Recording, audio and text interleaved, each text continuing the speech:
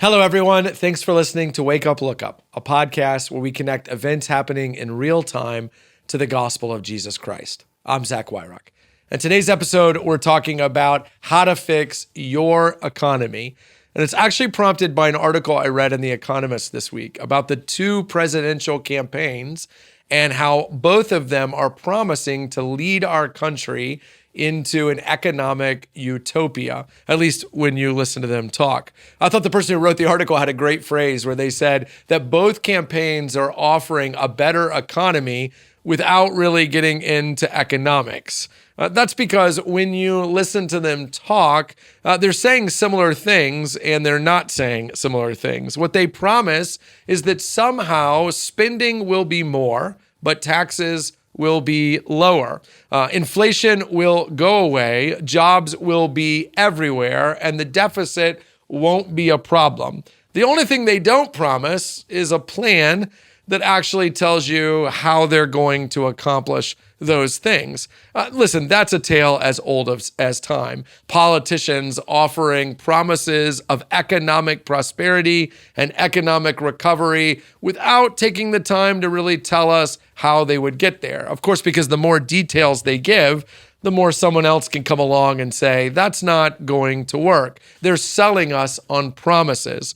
And the reason why they're doing that is because a lot of what drives voting is the economy. The old Clinton campaign adage that it's the economy, stupid, said that at the end of the day, people can get animated about a lot of political issues, but they vote most fundamentally on their pocketbook. They vote on the economy. But what's so interesting to me is that we know politicians love to talk about the economy, and we know they make big promises they can't possibly keep, but they keep selling because we keep buying. We keep believing their promises. We keep thinking that somehow the right president getting elected is going to make all of our economic problems go away and make all of our dreams become a reality.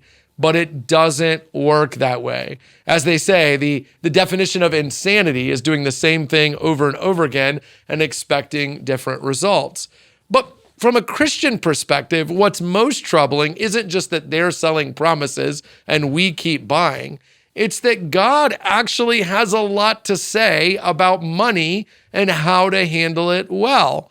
It must break God's heart that we go everywhere but to Him when we are looking for answers for our own economic situation. It's true that the Bible wasn't written to lay out an economic strategy for countries, but it has a ton to say about managing personal finances, about how to think about saving and investing and borrowing and spending. You know, when Jesus says in the Gospels that all those who are weary should come to Him for rest, that they should take His yoke upon them because His yoke is easy and His burden is light, what He's saying is what's causing our stress is the feeling that we have to solve things for ourselves. And what He's telling us is if you would just let me lead, if you would hitch yourself to me and let me do the heavy lifting of telling you what's wise and what's good, you would find rest and also prosperity.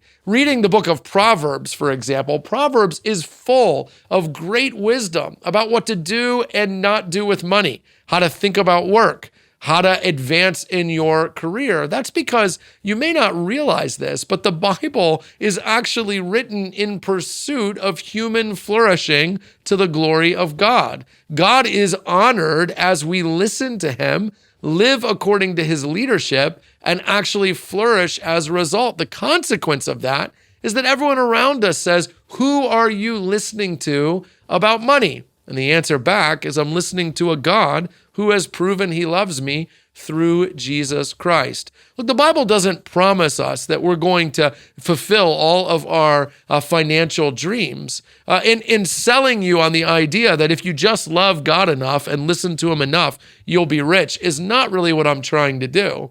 But the Bible is full of wisdom, and it does argue, especially in Proverbs, that listening to wisdom does lead to better things, and ignoring wisdom leads to worse things. So this fall, what if instead of thinking that Vice President Harris or former President Trump had all the answers to your economic situation, you instead turned to God? What if you went to God and said, God, I desire for your economic plan, for your view of money, for your philosophy of spending and saving and investing to actually shape my life. Their track records are full of broken promises. God has never broken a single one. So I don't know which candidate is better for the economy, but I know who's better for your economy, and that is to seek the wisdom of God through the scriptures to the glory of Jesus Christ. Hey, thanks so much for watching this video. While you're here, we'd love to ask you to hit subscribe or to like so you get future content. If you listen to the audio version too, make sure you leave a review and a comment. That really helps. Consider sharing it on social media and helping us get the word out. And hey, while you're here, check out all the other content that Christ Community Chapel is putting out, including the videos that are around me right now.